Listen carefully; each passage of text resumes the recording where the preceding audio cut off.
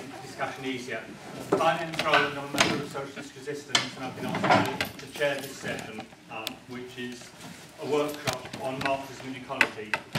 We have two speakers who will introduce for about 10 minutes each, and then there'll be plenty of time for discussion because we're running on until after 2:30, by which time we must stop in order to go to lunch. So there'll be plenty of time for contributions and discussion. The two speakers we have are Thompson, who is a veteran green activist. He describes himself as a premature eco-socialist and is now a member of Left Unity. And John Cowsell, a member of RS21, who has just had a book published on Safe Planet, which I think is available. I don't think it's available for sale here, but available, unfortunately, on Amazon. September. Pre-order it now. Yeah, unfortunately, only on Amazon, he said. So they'll start with about 10 minutes each. I think Sean first, and then we can see how it goes from there. Well, first of all, I apologise if this becomes disjointed and so forth. I apologise, but we're going to be three of us speaking today, and Derek Ball, who couldn't make it. And knowing what Derek's presentation was, I was actually doing trying to link up what he was saying about Marx with the and now what we're doing, which is essentially what John's talking about. So I had to rapidly do a bit of rejigging. So how smooth it is we'll see. Well, just to say that first of all, I mean, the received wisdom for a long time, and in many quarters still is the received wisdom, was summed up really by a guy who published a book on a guy called Lichtheim, who did Marxism, a historical and critical study about 40 years ago, and he said, for the early Marx, the only nature relevant to the understanding of history is human nature. Marx wisely left nature, other than human nature, alone, which of course is utter bollocks. But that was the story. And the thing is that there were two great revolutionary materialist thinkers in the 19th century, Marx and Darwin. And the fact is that, and both of them revolutionised our understanding of the world. And incidentally, Marx was a huge admirer of Darwin, and in fact he even sent him, when the second edition of Capital came out, he sent him a copy, and Darwin wrote him a polite thank you, and apparently by the looks of the copy, which is still in Darwin's library, it was clearly he never opened it. But both were often misinterpreted and distorted to fit into or justify other people's arguments. And unfortunately, in both cases, it was by their friends as well as their enemies, by their followers as well. So Darwinism has been used for cod evolutionary ideas of others. And Marx too has often been attacked by opponents and misinterpreted by supporters. And I'm not going to go through much of that, but one of the best rebuttals of those sort of arguments is in John Bellamy Foster's really wonderful book on Marx and ecology. And of course, I'm not going to go into any detail about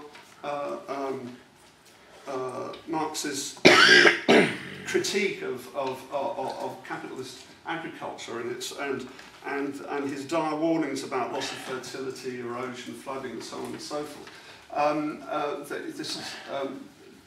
His detractors will say, "Oh, this is just peripheral."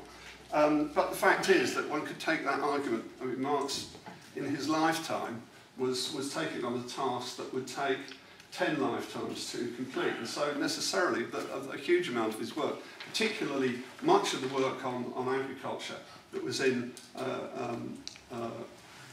volume 3 of Capital, never actually was more than a sketch. However, Marx, the important thing to say is that Marx didn't have a conception of nature as something separate and outside man, any more than he had of man as outside and separate of nature. I mean, from the economic and philosophical manuscripts, it says man is directly a natural being. He's on the one hand endowed with natural powers, and he is on the other hand natural being. These forces existing in him as tendencies and abilities, as instincts. On the other hand, as a natural, corporeal, sensuous, objective being, he is a suffering, conditioned and limited creature, like plants and animals. Or again, in the Grundrisse, it's not the unity of living and active humanity with the natural, inorganic conditions of their metabolic exchange with nature, and thus their appropriation of nature, which requires explanation, or as a result of a historic process, but rather the separation between these inorganic conditions of human existence, a separation which is completely posited only in relation of wage, labour and capital. So in fact, he's saying that it is actually capitalism which actually forces this, this schism between man and nature, and of course between man and man.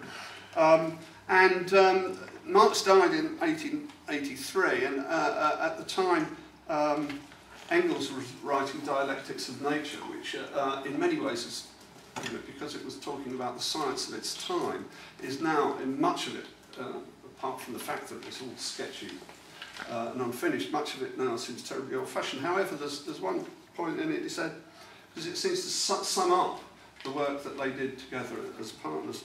Let us not, however, flatter ourselves overmuch on account of human conquest over nature, for each such conquest takes its revenge on us. The people who in Mesopotamia, Greece, Asia Minor and elsewhere destroyed the forests to obtain cultivatable land never dreamt that they were laying the basis for the present devastated condition of those countries by removing, along with the forests, the collecting centres and reservoirs of nature, when on the southern slopes of the mountains the Italians of the Alps used up the pine forests so carefully cherished on the other side, thereby depriving their mountain springs of water for the greater part of the year, with the effect that these would be able to pour still more furious flood torrents on the plains below. Thus, at every step, we are reminded that we by no means rule nature, rule over nature like a conqueror over a foreign people, like someone standing outside nature, but that we, with flesh and blood and brain, belong to nature and exist in its midst, and that all our mastery of it consists in the fact that we have the advantage over all other beings of being able to know and apply its laws.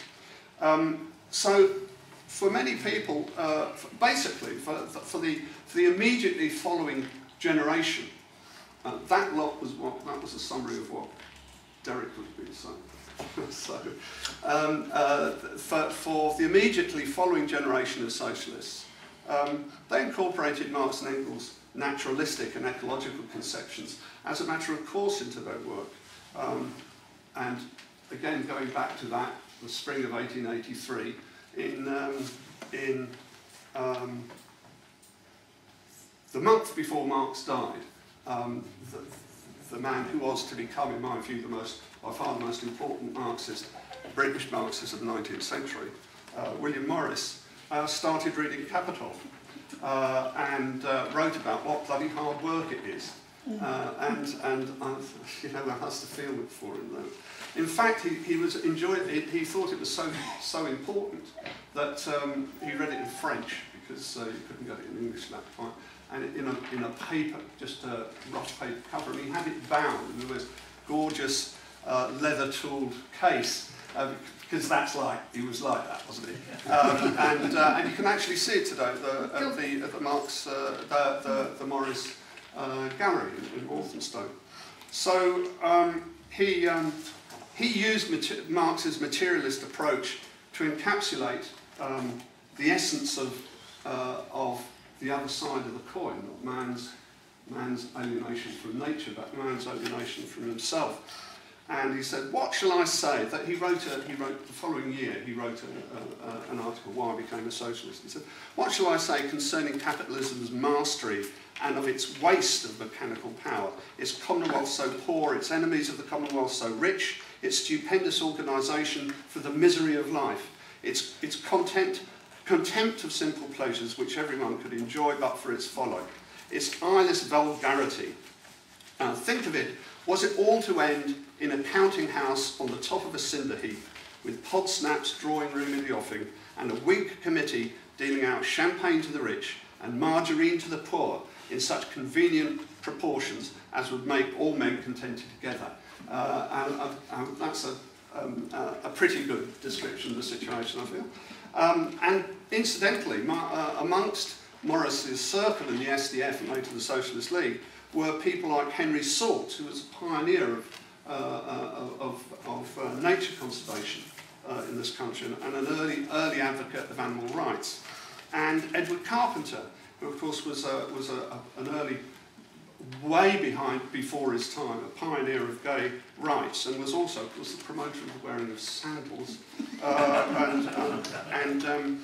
From this side channel, if you like, of the Marxist tradition, we can see flowing the stream, which was the target of Orwell's attack on every fruit juice drinker, nudist, sandal-wearing sex maniac in the socialist movement, which, ironically, I'd suggest is a major current in the Green Party today. And throughout the international socialist movement in the late 19th and early 20th century, the naturalistic and ecological conceptions of Marx were absolutely the norm, and one doesn't need to go through Babel, Kautsky, his thing on agriculture, Rosa Luxemburg. But the thing is that Lenin was always described as the crude productivist, and yet the Soviet government, the early Soviet government, had an extraordinary record. In 1918, a decree on forests actually created huge reserves of nature. For the purpose of the protected zones was specifically to control erosion, protect water basins, and the preservation of monuments of nature. And equally, in 1919, the hunting of moose and wild goats was ended, and the open seasons were halted. So that the main demands of the conservationists in Russia pre-revolution were actually met. And in the 1920s, the Soviet Union had the most developed ecological science in the world. Vast areas of the country were set aside from commercial development and tourism. They're called Zapovedniki, nature reserves, which were intended for nothing but ecological living laboratories. And one of the crown jewels of these was a place called Askania Nova in the Ukraine. They held off right through the 20s the attempts to actually impinge on this for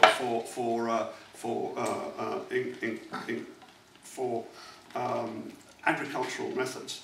But there were two things did for them. The first was the sheer need to compete in a hostile capitalist world that the revolution found, and the other was that Soviet science establishment itself, where Stalin was reorientating it towards a more utilitarian line, and of course those scientists who knew on which side their bread was buttered helped out. And I just want to finish off by reading what that sort of ended up as. He talked about these reserves. He said that they were reserves. They were reserves for bourgeois scientists, he said, rather than anything useful. But there was a guy called Kashchenko who was a great favourite of Stalin, who promoted a policy of acclimatisation, which was importing non-native organisms into different areas. So he was particularly keen to bring pineapples into the Ukraine. They had all sorts of brilliant ideas like this. And it was called acclimatisation.